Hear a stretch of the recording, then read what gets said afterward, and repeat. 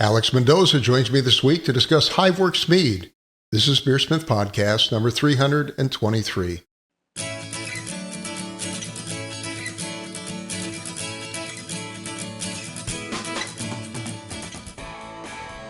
This is BeerSmith Podcast number 323, and it's early April 2025.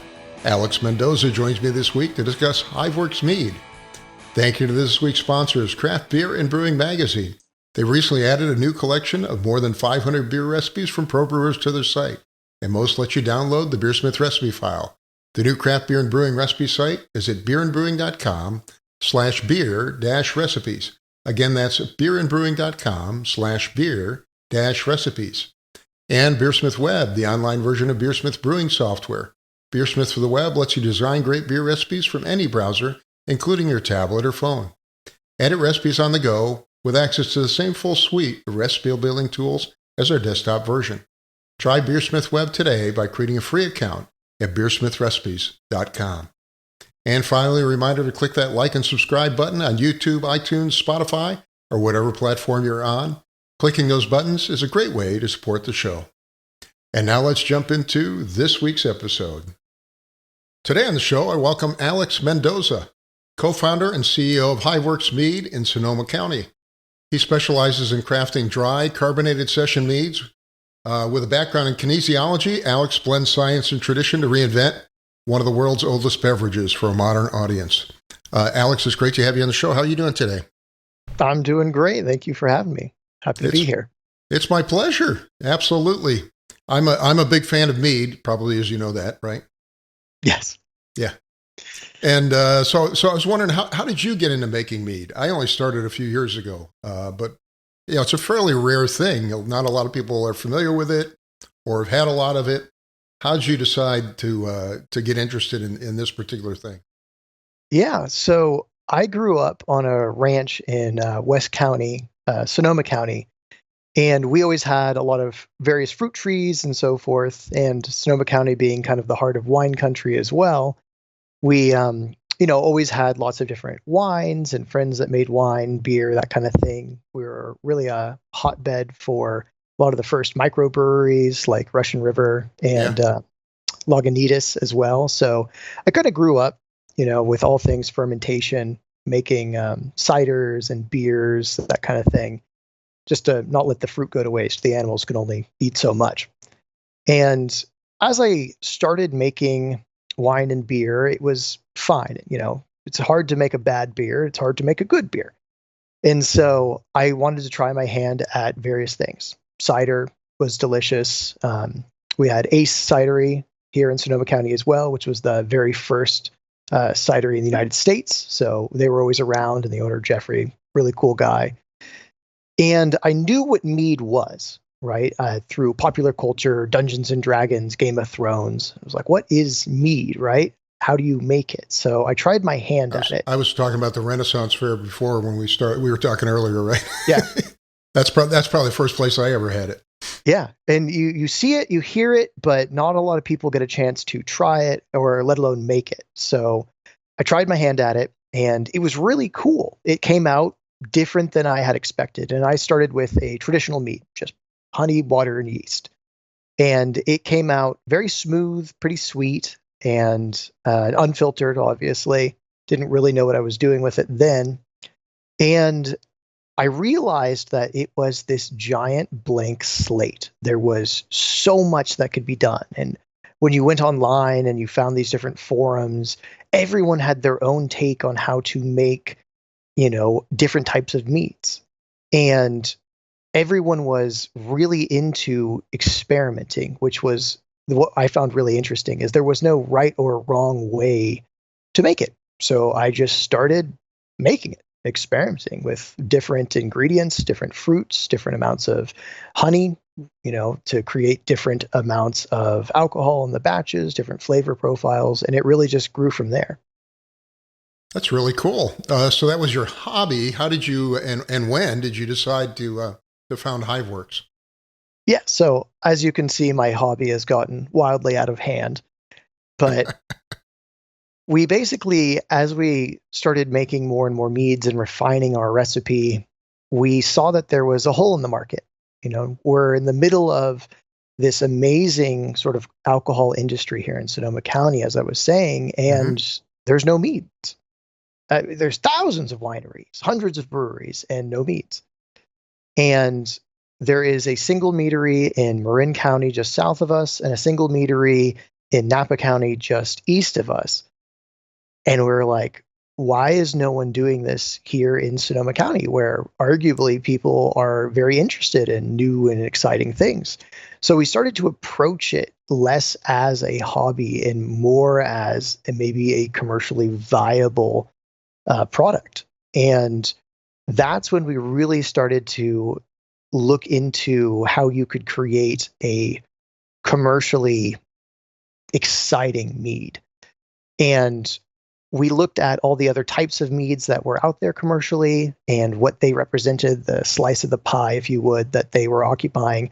And we looked at what wasn't being represented. And for us, that was the lower ABV session meads that we eventually settled on. Interesting. I make quite a few meads, but I make the big, giant fruit meads, high gravity Mhm. fruit meads. The session meads are quite a bit different. And I'm actually kind of surprised there was no meadery in Sonoma County at all. Is there a reason why none of the wineries, for example, got into making mead? So lots of the wineries do make meads, but inconsistently. Pet projects of the winemakers. They occasionally have hives that they get honey from. And so you'll see a mead at a wine tasting event in an unlabeled bottle that somebody's pouring. But Hmm. not, as far as I'm aware, none of the wineries around here have committed to making large commercial scale meads. I would say the closest would probably be down in Salinas. They have a big commercial winery that puts out meads from there, but that's basically it. And when did you start, and how did you get started? I know you have a partner working with you, for example. Yeah, so we officially incorporated back in 2018 to really start locking down our techniques and our recipes and equipment, stuff like that. But I've been experimenting and refining my mead recipes for about the last 10 or 11 years. Sure. And it's really just been sort of culminating to this point, whether I knew it or not, the entire time. And was it difficult to pull together investors and try and actually start a business that probably a lot of people are not familiar with?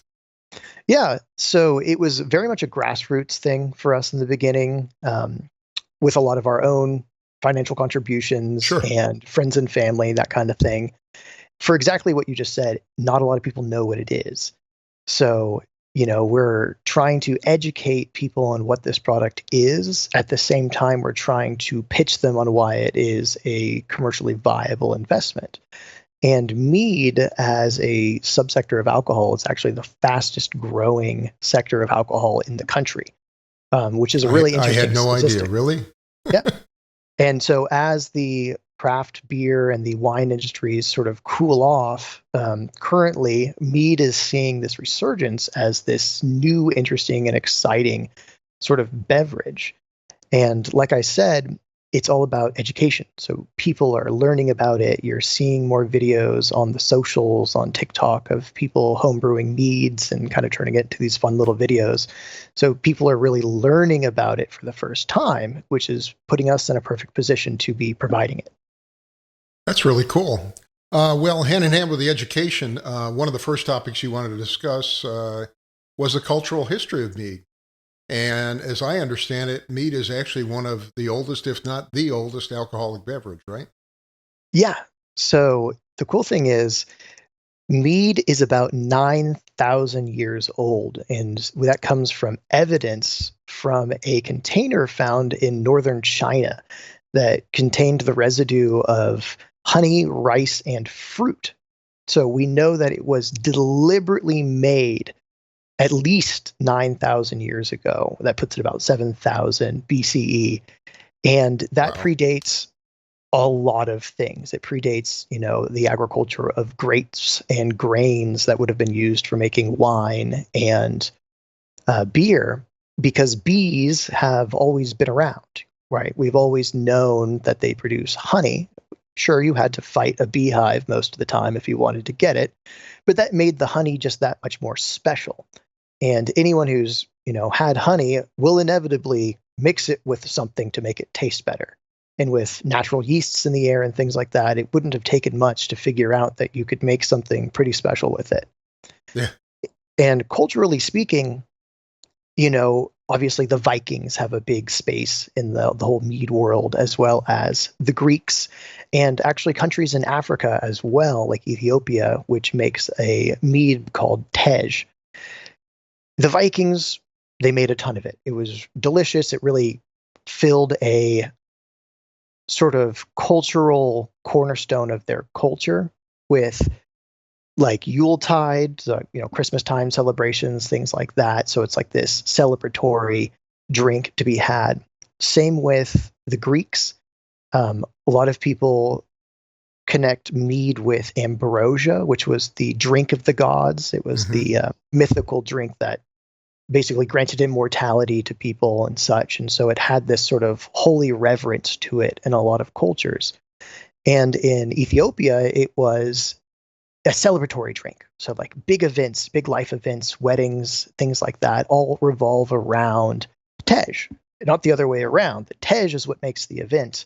It's not the event that requires the tej. So it's this really interesting way that mead has sort of interjected itself into cultures over the millennia, really. And not to say that it was exclusively in those cultures, it's always been around. To a degree, people don't really talk about the reverence of beer, but it's always been around. And so it always was considered this drink of choice throughout the years, the centuries, the millennia, especially in the Middle Ages, the sort of quintessential Renaissance fare, like you were saying, mead being the main beverage.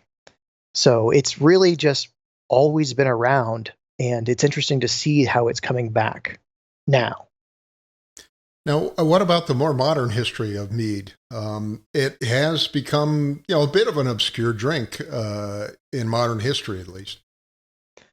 Yeah, so the really interesting thing is mead sort of fell out of favor in the 18th, 19th century because sugar, refined sugar, became more readily available. So it was easier to create alcohol, to ferment things that didn't require keeping bees, harvesting honey, things like that. And so there was this whole boom of other alcohols being made in different ways with the, sort of innovations that were made in commercial agriculture. Grains and crops were so much easier to get, so much cheaper. It kind of came down to this easy. It was easy to make other things, right? And so mead sort of fell away in popularity.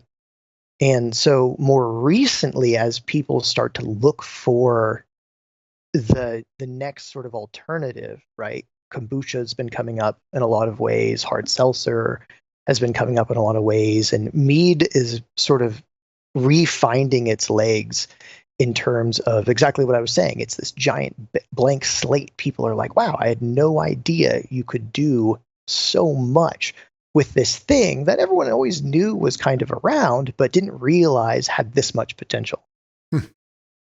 Well, craft mead has been growing. I'm seeing more and more meaderies around my area, particularly the last 10 to 15 years. Why do you think mead's is sort of an up-and-coming product? Well, like I was just saying, it's carrying a lot of potential with it.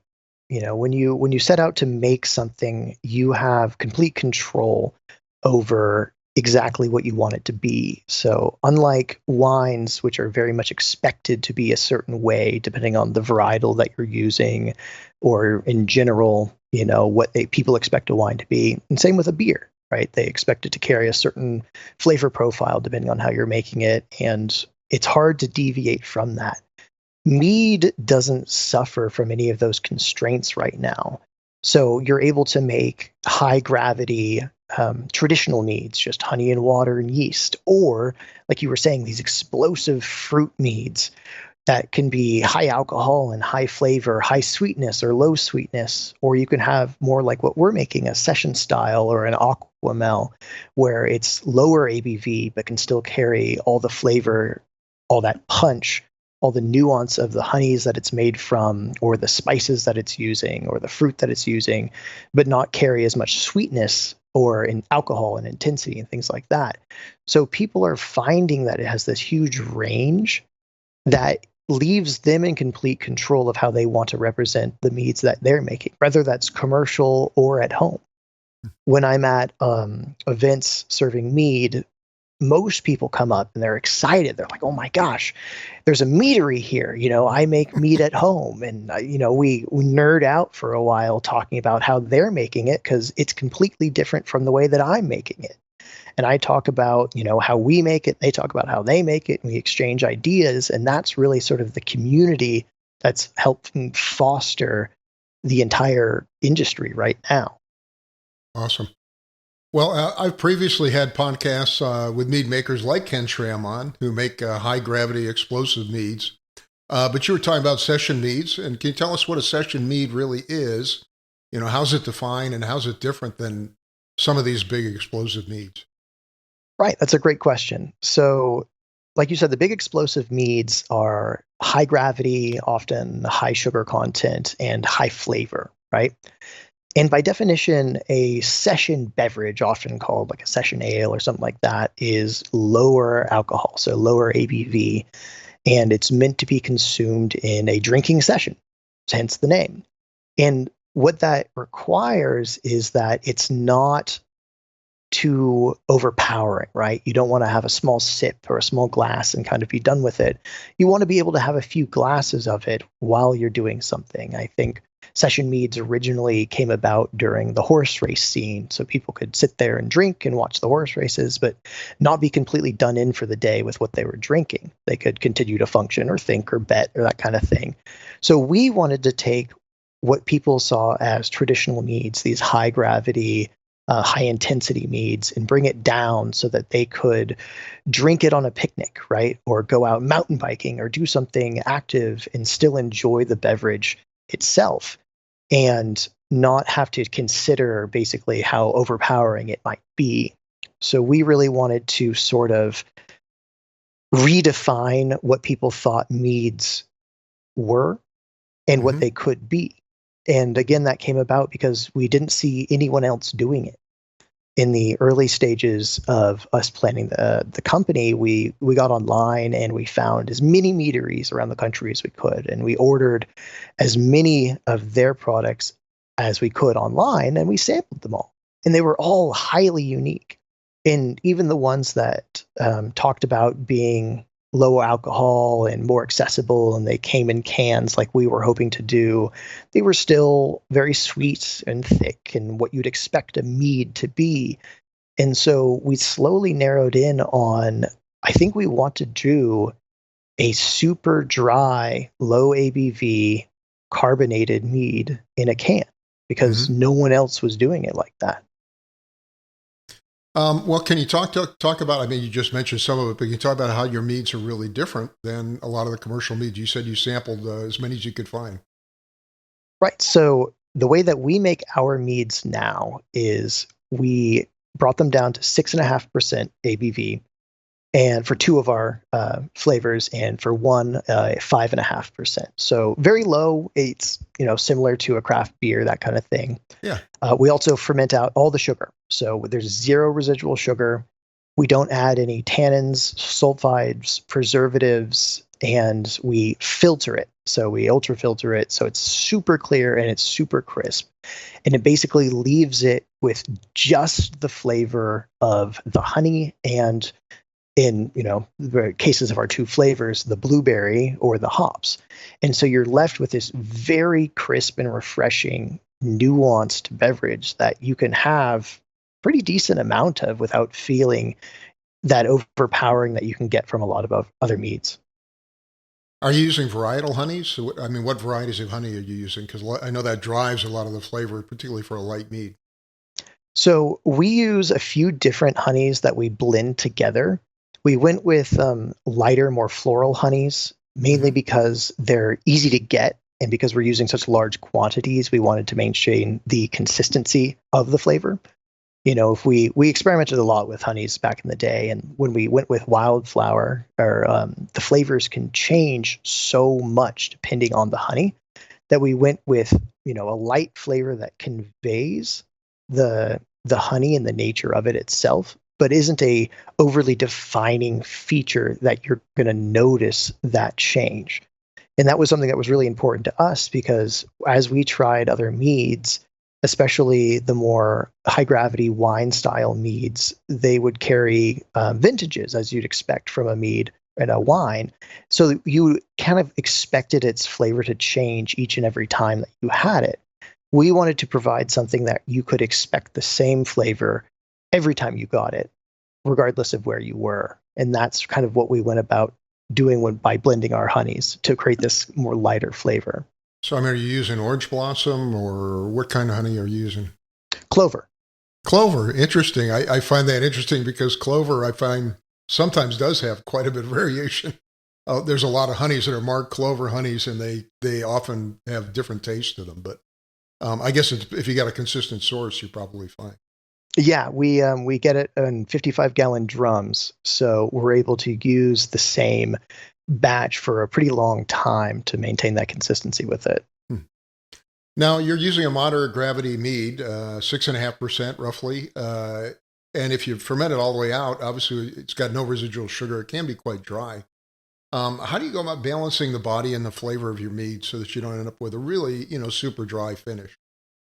Yeah, so that was the other thing that we really had to be careful of during our sort of research and development, was not getting that really dry, puckering sensation that you can get sometimes.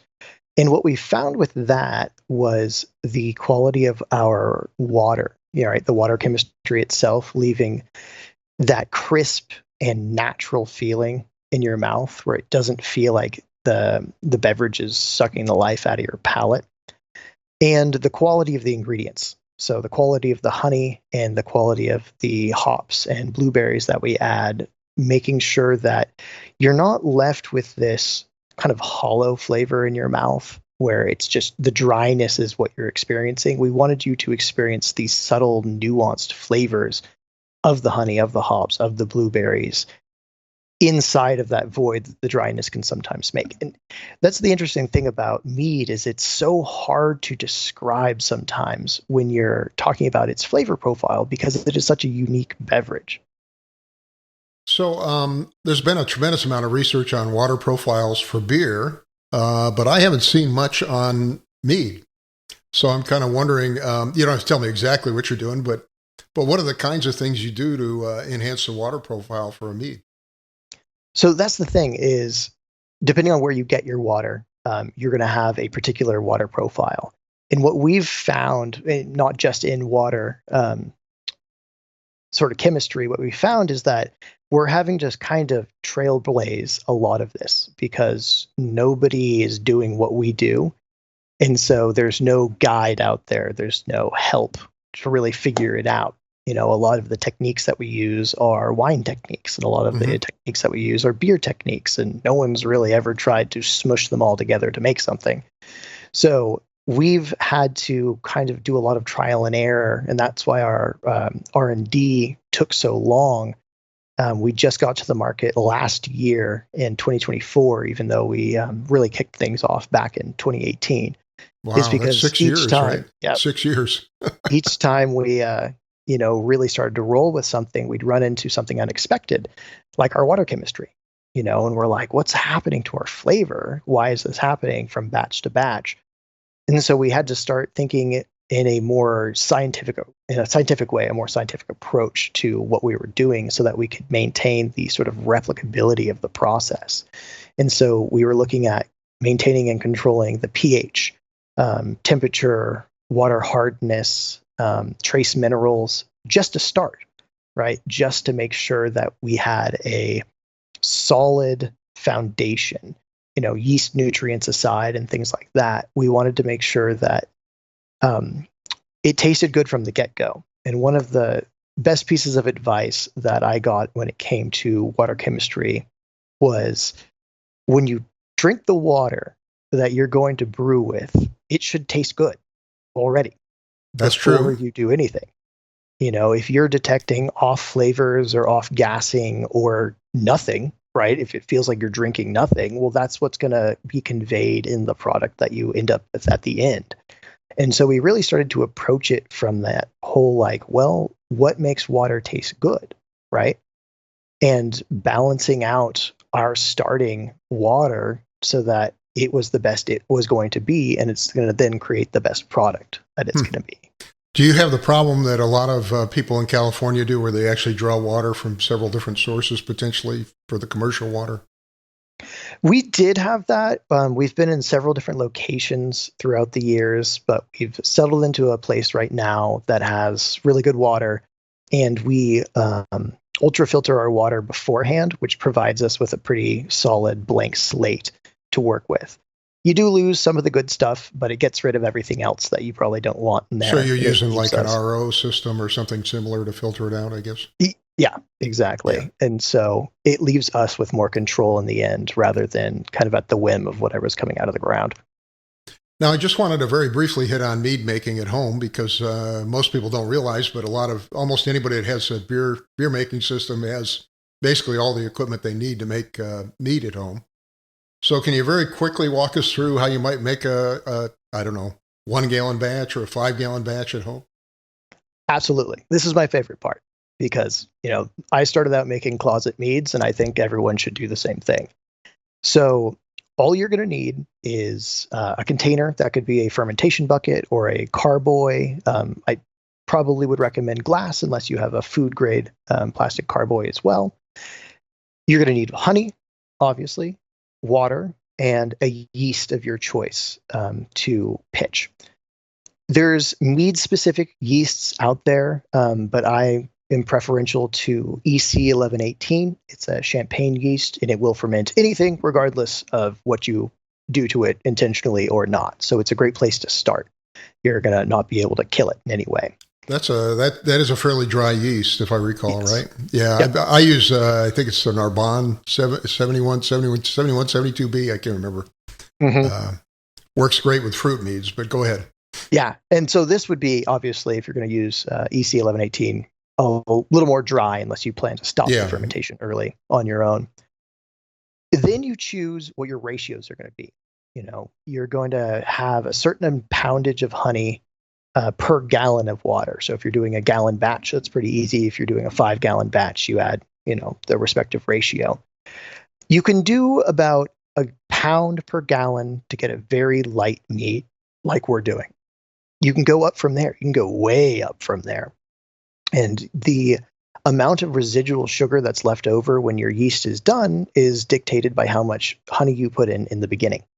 So if you're looking for a sweeter mead that's going to be high alcohol and high sweetness, you could probably add 3, 4, 5 pounds per gallon as you're deciding on what your flavor profiles are going to be. I usually recommend right in the middle, right? 2 pounds, 1.5 pounds. You don't want to start off with too much until you get a feel for what that flavor profile is going to be once it's done. Once you've decided on your ratio, you can decide on what else you want to add. If you're just doing a traditional show mead with honey, water, and yeast, that's all there is to it.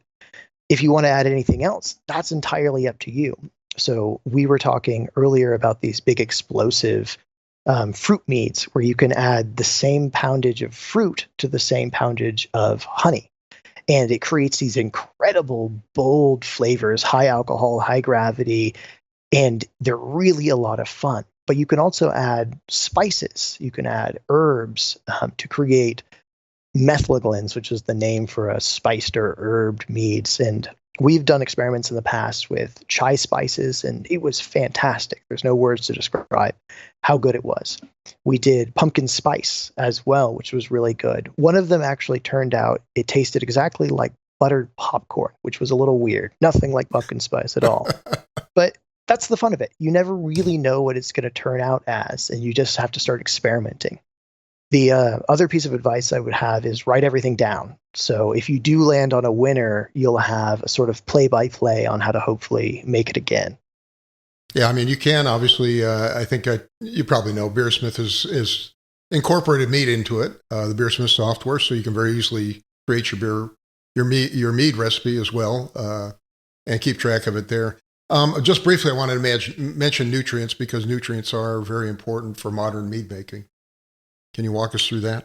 Absolutely. So yeast nutrients, like yeast is a living thing, and they need the right foods to thrive.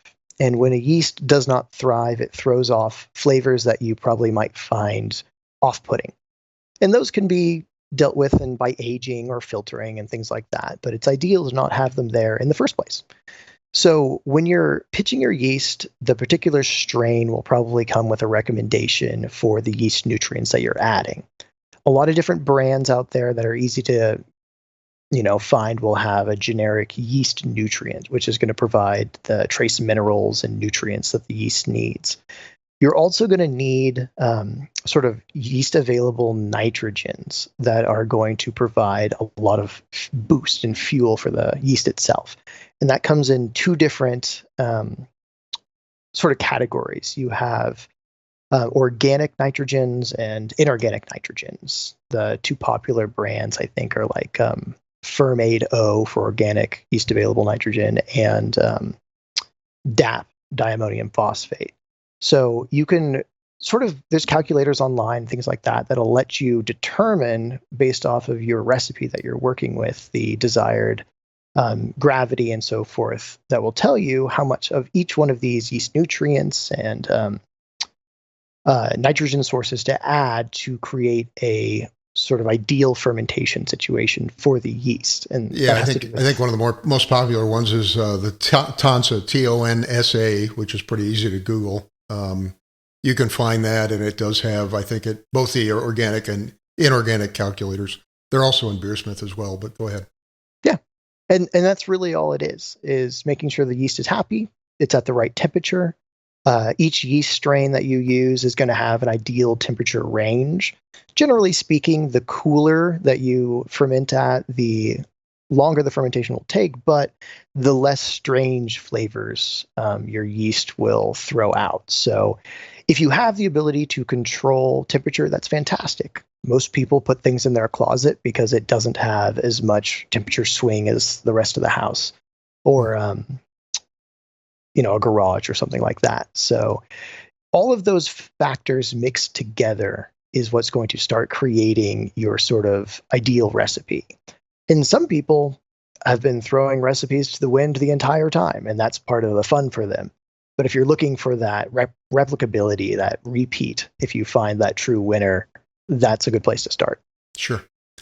Well, let's walk through your three main offerings. The first one is called Skyborn, which is a classic mead made with honey and water. What makes this particular mead interesting and unique?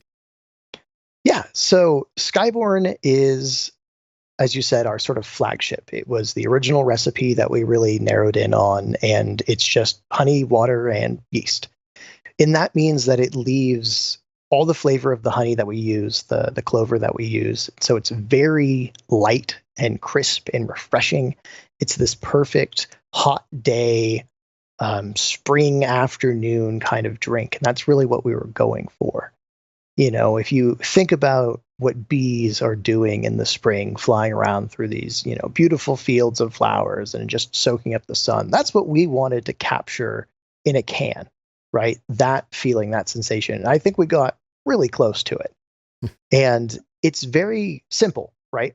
There isn't much going on in terms of this, roller coaster of a palate that some beverages can have. It's just this pure, honest beverage, and that's what I really enjoy about it.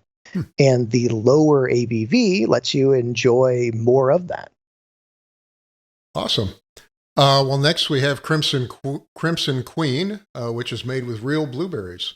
And yeah. I know, blueberries have a lot of flavor locked up in the tannins of the skin, but not much in the actual blueberry itself. So how do you do that, and how do you create a good impact from blueberries?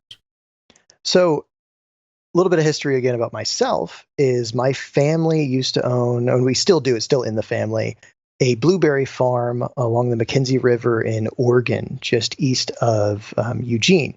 Oh, wow. And so I grew up going there every summer and eating a potentially dangerous amount of blueberries while I was there.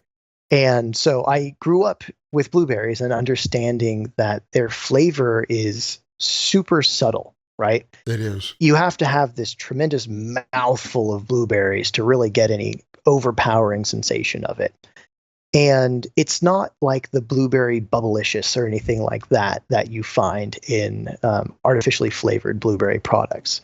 And that's what I wanted to bring to the table with Crimson Queen, was this subtle blueberry experience. And the way that we do that is we blend the blueberries. And so it's in a way unlocking a lot of that flavor beforehand. Mm-hmm. And then we ferment the blueberries, we just pour them right in with the primary fermentation. And so they're roiling in there, they're moving around, and you're getting a lot of surface area and a lot of exposure. And when primary is done, we rack that all off. And so you're not going to get any of that tanniny bite that you'd get from leaving it on that for a long time. And so we're quickly extracting all this flavor and color. It's a really beautiful crimson hue, hence the name. And then we let the honey notes come forward as we age it from that point on. So the beverage itself is actually our lightest offering. So it's the lightest flavor. And you have this super subtle, interesting blueberry flavor. It's not, like I said, this bright blueberry bubblicious kind of sensation. It's this more earthy, rooty flavor of the blueberries that you really only get if you're using that whole blueberry, right? We're not just using a part of it, it's that whole thing. And then you have this part of the flavor of the honey that comes through and complements it.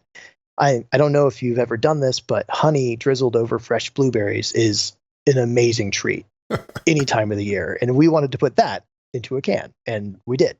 That's awesome. Well, finally, you have a hopped mead. That's your third offering right now.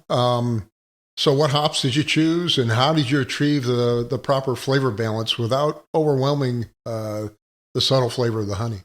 Yeah. So the hopped mead was the brainchild of my partner, Sean. And I honestly was skeptical when he pitched the idea. I was like, I don't know if anyone does that. And true to the nature of our company, because nobody does what we do, we're like, sure, let's try it. We use Galaxy, Amarillo, and Citra hops, as well as a Centennial whole hop for the nose. The scent that conveys that this has hops. Sure. And we dry hop it. So we don't do a boil or anything like that. We try not to do anything that would degrade the flavor of the honey, the subtle parts of the honey. So we don't do any boils or anything like that. Mm-hmm. So we essentially put it into giant tea bags and we throw it all into our fermenters for primary fermentation. And what that does is it leaves this incredible hop flavor without the overpowering bitterness that you can get in a lot of hopped beverages like IPAs and stuff like that. And the whole hops that we use, the entire flower itself, really provides this fantastic floral aromatic experience to it as well. So you're both, when you're taking a drink of it, you're both getting that sort of olfactory, the scent experience, as well as the taste buds going crazy on hops, and none of that overpowering bitterness that might kind of detract from the experience. Not to say that bitter drinks aren't enjoyable by certain people, but that wasn't what we were going for with this particular mead. And once again, you have the characteristics of the honey coming into the equation during this whole sort of experience with the hops. And so, like I said, I was skeptical at first. I was like, I don't know if this is going to work. And we brewed up an experimental batch, and we were sitting around at my house, and we're like, okay, let's try this. This might be a crazy experience. And it was delicious. Oh, wow. And we knew right then, we're like, oh man, we stumbled across something right here. So let's keep working on this recipe. And it slowly evolved into sort of this incredible product that we now refer to as Emerald Swarm. And it does carry an interesting, almost green hue to it, which is cool from steeping the hops in it for so long. So it's really a fun drink. Well, you mentioned you have your meads available in cans. Where can people find your mead, as well as where's your meadery? Do you have a tasting room, for example? Yeah, so we're based out of Rohnert Park in Sonoma County, Okay. California. And we are in most of the local stores here in Sonoma County, as well as in the surrounding counties, Marin County, Napa, and a little bit down in the Bay Area, and Oakland, so the East Bay more specifically. And so we've been expanding south in that direction for a while now. We're hoping to sort of hit some of the bigger stores in San Francisco soon as well as our production capacity increases. Mm-hmm. We're able to service larger areas as we go as well. And we are working on a tap room right now that'll be Okay. connected to our production facility in Rohnert Park. And so we've rented the space and we're looking at it now and working on the permitting. So hopefully in the next few months we'll have really big news about opening a space where people can come and enjoy it fresh right off the taps. Cool. I want to mention your website as well. Yeah, so we can. Oh, great question. So we also do sell online. Hiveworksmead.com. We ship to most states, and you can get all three of our flavors straight through the website. We'll ship it straight to your door. Cool. Thanks again for coming. I wanted to ask you, can I get your closing thoughts as a professional mead maker, and how's this adventure going so far? So this adventure has been quite the roller coaster for us. Like I said, sort of trailblazing and creating our own path with this very unique product. But my sort of closing thoughts here is I just want more people to make mead, right? I want more people out there to experience mead. So if you're curious about what it's like and what it tastes like, go grab a gallon jug, grab some honey, water, and yeast, and whatever you want to stuff in there, and just start experimenting, because who knows what you'll discover. And it's my sort of dream to be able to bring that joy to people's, homes, whether it's through my product or them having fun and making mead. I think most listeners of the show would tell you that I'm a big fan of mead as well, and I enjoy making it at home as well. It's a lot of fun. Alex, thank you so much for coming on the show today. Thank you so much. It's been a pleasure, and happy mead making. Thanks. Alex Mendoza joins me this week. He's from Hiveworks Meadery in Sonoma County. Thanks again, Alex. Of course. Have a great day. Well, a big thank you to Alex Mendoza for joining me this week. Thanks also to Craft Beer and Brewing Magazine. They've recently added a new collection of more than 500 beer recipes from pro brewers to their site, and most let you download the BeerSmith recipe file. The new craft beer and brewing recipe site is at beerandbrewing.com/beer-recipes. Again, that site is beerandbrewing.com/beer-recipes. And BeerSmith Web, the online version of BeerSmith brewing software. BeerSmith for the web lets you design great beer recipes from any browser, including your tablet or phone. Edit recipes on the go with access to the same full suite of recipe building tools as our desktop version. Try BeerSmith Web today by creating a free account at beersmithrecipes.com. And finally, a reminder to click that like and subscribe button on YouTube, iTunes, Spotify, or whatever platform you're on. Clicking those buttons is a great way to support the show. I'd like to thank you for listening, and I hope you have a great brewing week.